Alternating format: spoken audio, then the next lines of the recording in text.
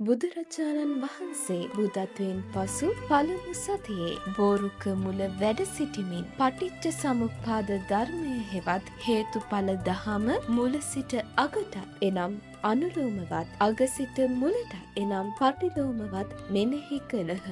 එපමණක් නොව දෙවියන්ගේ සැකදුරු කිරීම පිණිස උන්වහන්සේ යමා මහ පෙළහර පෑසේක. දෙවන සතිය පුරා බුදුරජාණන් වහන්සේ බුද්ධත්වයෙන් පසු තමන්ට බුදු බව ලබා ගැනීමට ආධාර වූ බෝධීන් වහන්සේ දෙස ඇසිපිය නොහෙලා බලා සිටිමින් සමවත් සුවයෙන් කෘතගුණ දැක්වූ සේක. තෙවන සතියේ බුදුරජාණන් වහන්සේ බුද්ධත්වයෙන් පසු බෝමෙද හා අනිමිස ලෝචන පූජාව සිදු කළ ස්ථානය අතර ධර්මය මෙනෙහි කරමින් රුවන් සක්මනෙහි යෙදුන සේක.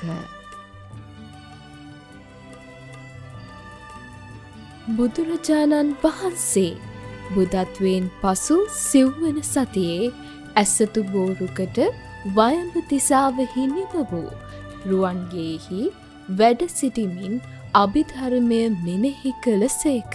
මෙහිදී බුද්ධ ශරීරයෙන් බුදුරැස් විහිදෙනට පටන් ගත්හ. පස්වන සතියේ බුදුරජාණන් වහන්සේ බුද්ධත්වයෙන් පසු බෝමැඩින් බැහැරව අජ්ජපාල නුගරුක මූලයට වැඩම වූ සේක. බමුණෙකුගේ පැමිණීමත් ඔහුට සැබෑ බමුණෙකුගේ ගතිලක්ෂණ කියාදීමත් පස්වන සතිය තුළ සිදුවිය. එපමණක් නොව මාරදිව්‍ය පුත්‍රයාගේ පැමිණීම තණ්හා රති රඟා යන මාරිතූවරුන්ගේ පැමිණීම වගේම ධර්මය ගුරුතන්හි තබා ගැනීමට තීරණය කිරීම වැනි බොහෝ සිදුවීම් සිදුව ඇත. බුද්ධත්වයෙන් පසු සයවන සතියේ බුදුරජාණන් වහන්සේ මිදෙල්ල රුකමුල වැඩ සිටි සේක. මහා සුළඟක් සමග වර්ෂාවක් ඇතිවීම හා එම වර්ෂාවෙන් බුදුරදුන් ආරක්ෂා කිරීමට මුචලින්ද නාරජු ඉදිරිපත් වීම මෙහිදී සිදුවිය.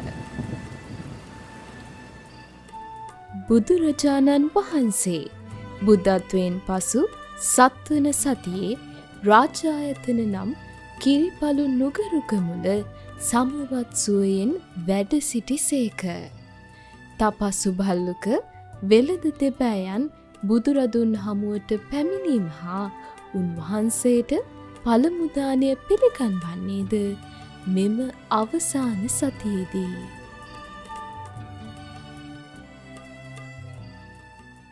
පඨමම් බෝධි පල්ලංකං දුතියංච අනිම්මිසං තතියංචං කමනං සෙට්ටං චතුත්තං රතනාගරං පංචමං අජපාලංච මුචලින්දේන චට්ටමං සත්තමං රාජායතනං වන්දේ තම්මුනි සේවිතං.